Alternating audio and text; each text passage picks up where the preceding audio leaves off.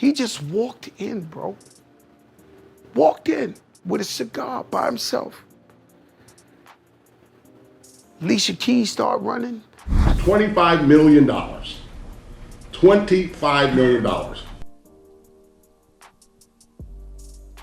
Is Suge Knight being silenced, and if so, by whom? That's the question thundering through every steel corridor in the San Diego lockup, where hip-hop's once feared kingpin is now reduced to a number. In the last 72 hours, those walls have echoed with a violence that even prison guards flinched to witness. Whispers say it started in the yard, the late-day sun slicing through razor wire as Knight was surrounded. They talk about a chaos of bodies, a man of Knight's size who once cleared out nightclubs with just a stare, now caught off guard as fists and boots landed. Guards scrambled, shouts ricocheted, and for a moment there was only raw panic. Then, as suddenly as it started, it was over. Blood on concrete, Knight hauled up, staggering, his breath ragged. No one was saying much, not the guards, not the warden, and definitely not the men who made sure word spread that Suge Knight had just been sent a message. We play by the rules. You got a lot of people playing both sides of the fence. But at the same time, if your name's Suge Knight, the authorities never gonna treat you fair. My whole case in this case wasn't treated fair. But here's the catch. Nobody in that place thinks it was just another yard beef. This wasn't about cafeteria scraps or a minor debt. This hit, say the old-timers, came right after Suge's latest bombshell episode of Collect Call. We all know Suge's never met a hornet's nest he wouldn't kick, but even by his standards, this was different. On the podcast, Knight didn't just air laundry. He took a flamethrower to hip-hop's sacred cows, secrets about nights in Vegas, about what really happened with Shakur, about the bitter rivalries that still haunt the business. He described, for example, the moment Shakur allegedly looked him in the eye and whispered, "I'll go before I ever go back." Chilling, right? Now, some of the very people Suge's been naming and shaming have both the reach and the reason to want him quiet.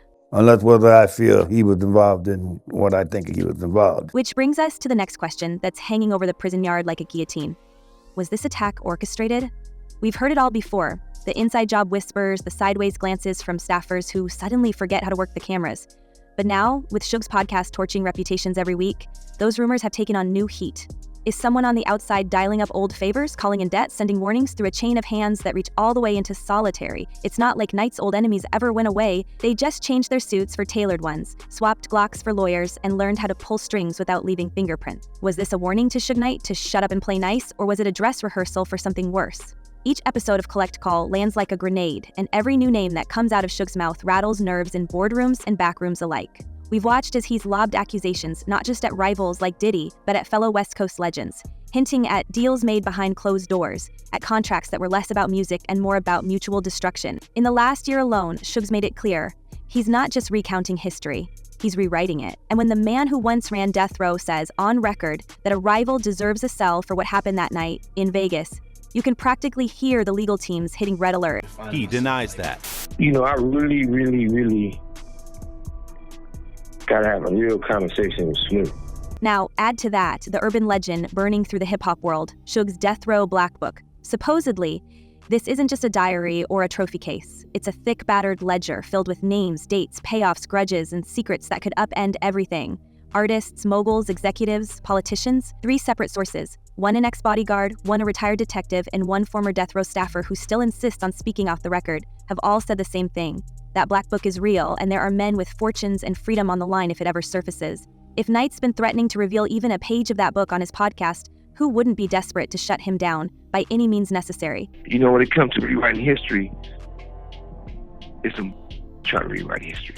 This is the game Knight's playing, and he knows it better than anyone. It's a high-wire act without a safety net. Once, he was the man who made entire cities stand still with a phone call. Now, he's a target in a system that would be just as happy if he vanished altogether. The authorities have already shown they're in no rush to help. When Knight tried to overturn his 28-year sentence, a judge all but laughed him out of the courtroom, calling his efforts not sincere and reminding everyone that he was not as isolated or as helpless to act as he wishes this court to believe. He's blind in one eye, shuttled from cell to cell, lawyers quitting on him, guards just a little too slow on the draw. If you want to bury a man, this is how you do it. Slowly, with bureaucracy, with indifference, or with the back of a hand in a place no one's watching. Meanwhile, the outside world is glued to Suge's every word. His podcast is less a show than a confession booth for hip-hop's dirtiest secrets. When Suge Knight claims that Shakur didn't want to come back from the brink, or when he hints, again, that there are powerful people whose hands aren't as clean as their press agents say, you can feel the temperature rise. He's weighed in on everything from Diddy's latest legal troubles, and Suge's not shy about dropping lines like, if you're gonna make Puffy answer, make everyone answer, to stories of intimidation and threats that make the headlines look sanitized. Each new claim lands like a slap, with rivals responding on tracks, in court, or through carefully worded statements that somehow say nothing at all. That boy life is dangerous. His life isn't, and he's just not dangerous with the they said he was doing, but he's in danger. He knows too much. And here's what makes it so much more than just another faded mogul seeking attention. There's a sense in every episode that Suge knows things no one else dares repeat. We've heard him taunt Diddy, your life is in danger, because you know the secrets of who's involved in that little secret room. And that's not the sort of line you drop unless you're looking for fireworks. Every time Suge dials in, you get the feeling he's taking another brick out of the wall that's been built to keep certain stories from ever coming out. Let's not pretend that the ghosts of death row are resting easy either. Snoop Dogg, for example, just called Knight a rat in a new verse, not subtle. And the tension between Knight and former allies, now rich, now untouchable, is as sharp as ever. Snoop's running death row as a brand now, spinning it into a modern empire while Suge's stuck recounting old glories and old betrayals over a payphone. Yet it's the old boss who has the kind of tales that could turn legends to liabilities. And if you're a betting person, you'd wager that more than one lawyer is listening in, just in case. You know, I know all about this East Coast, West Coast rivalry thing here, but we in Chicago now. This rivalry stuff, we gotta stop it, man. We stop that, we stop a lot of this violence. Rumors swirl about who'd really want Knight gone. Is it an old East Coast enemy, looking to tie up loose ends? Is it a fellow West Coast heavyweight, worried about what might spill out in a late-night confession? Or could it be someone with no gold records, just a lot to lose if that black book ever goes public? For decades, people asked who shot Shakur, who shot Biggie, who really controlled the streets while the cameras were rolling. Now the question is simpler, colder. Who stands to gain if Suge Knight never gets to finish his story? Even Suge's lawyers can't seem to get traction. The latest judge dismissed his appeal with the kind of dry, bureaucratic disdain that makes you wonder if they've already decided he's better off out of sight, out of mind. He was able to file the writ in a timely manner had he chosen to do so, the court wrote, then tossed his arguments in the bin.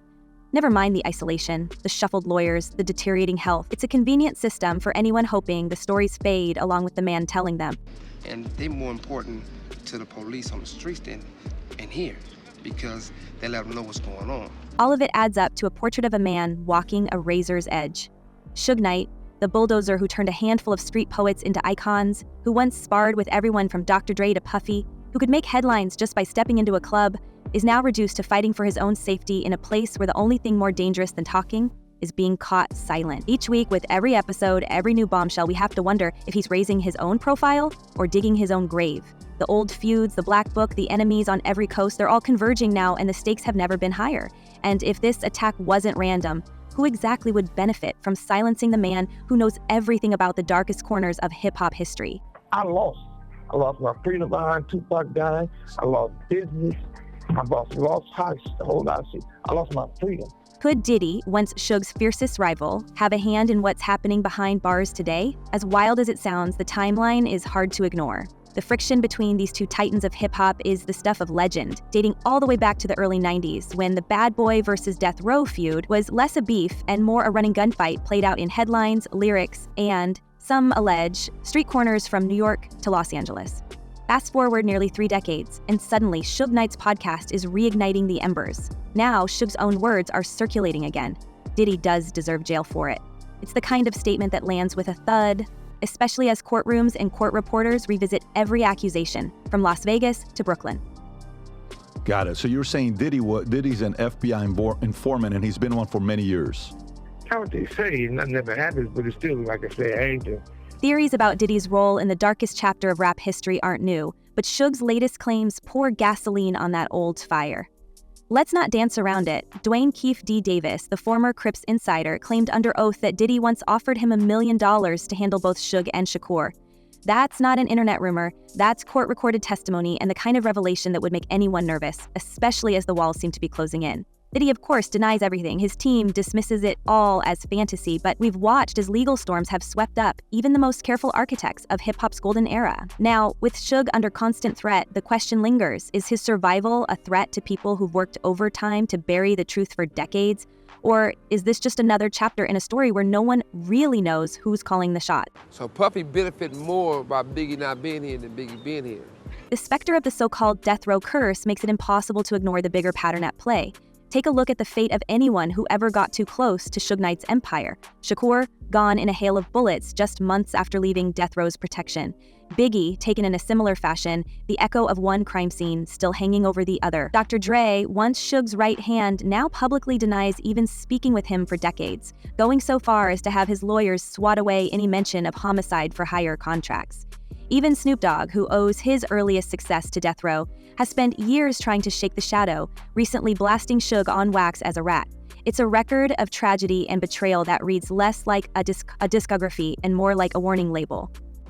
I think if sooner or later Biggie would have been on death row, because we was pushing a line that was about him. What's remarkable, and frankly terrifying, is how often the curse seems to reach beyond the music industry. Courtrooms, hospital wards, funeral homes. We're talking about a circle where even legal victories feel Pyrrhic, and nobody walks away clean. As we track the aftermath of this latest prison assault, it's hard not to see the long fingers of this curse at work. Suge himself summed up the cycle, telling ABC News that Diddy's trial is just the tip of the iceberg, and warning that if you're gonna make Puffy answer, make everyone answer. That kind of language isn't just about calling out rivals, it's about reminding everyone how tightly bound their fates really are. Inside the walls where Suge is fighting for his life, those connections become even more dangerous. The official story, of course, is that Suge's just another inmate serving out his time for the manslaughter conviction that cost a man his life outside Tam's Burgers. The paperwork tells us he's blind in one eye, shuffling between cells, appealing for mercy and finding none. But listen to the whispers. Off-duty officers who once moonlighted as security for Straight Outta Compton, gang-affiliated inmates with old death row ties, guards who reportedly missed the start of a beating by a convenient few minutes. The system itself, some allege, has every incentive to keep Suge isolated and vulnerable, if only to avoid the fallout from any more stories being told. There's no punishment if they protected by the road, the judge, the DA. It's not just enemies from the outside that Suge needs to worry about. The rumor mill inside San Diego's most notorious prison is relentless.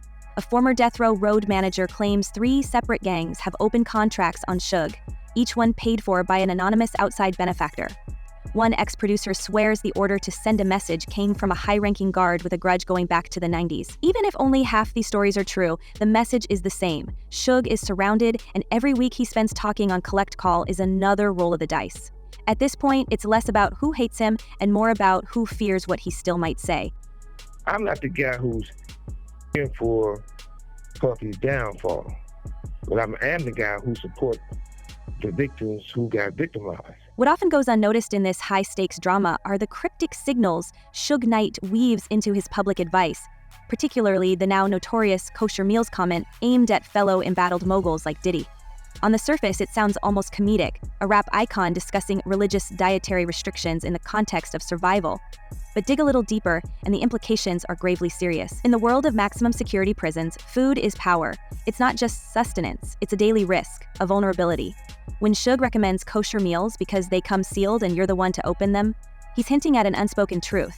In a place where everyone has enemies and nothing is private, even a tray of mashed potatoes can be weaponized. The subtext is chilling. Suge's advice isn't just a clever life hack. It's a window into a mindset where every detail, every interaction, every routine can carry the shadow of danger. Those who have spent years in the system know that subtle threats often come dressed as simple gestures and that the real poison rarely announces itself. Insiders claim that rumors of food tampering, strategic illness, or even slow-acting toxins are whispered among inmates, with long memories and longer grudges. When a man like Suge, whose entire world has revolved around trust and betrayal, chooses to focus on something as small as a lunch tray, it speaks volumes about the unseen chess match taking place behind bars. This psychological twist exposes just how profoundly paranoia has fused with reality for Suge Knight. Decades of living in the crosshairs have taught him that survival depends on controlling not just what you say, but what you eat, who you trust, and even what you allow yourself to hope for. The kosher meals warning is more than a tip. It's a cipher for the constant vigilance required of anyone with secrets worth silencing. It's a reminder that in Suge's universe, the fight isn't limited to the yard or the courtroom. It seeps into every cell, every mealtime, every carefully sealed package. The message to those who understand: nothing, not even a bite of food, can be taken for granted. We had to stay heated and make sure that we protected ourselves, you know what I'm saying? The fallout stretches far beyond any one man. Take a close look at the aftermath of Suge's podcast revelations, and you see a hip-hop world on edge. Snoop Dogg, running the Death Row brand, seems desperate to rewrite history without Suge in the picture. Dr. Dre keeps his distance, while Diddy's legal team is on round-the-clock crisis management. Industry veterans watch nervously as each new episode lands, because if the infamous Death Row Black Book ever surfaces, the game could change overnight. That book, allegedly crammed with dates, deals, and payments no one was supposed to remember, now hangs over the whole culture like a guillotine.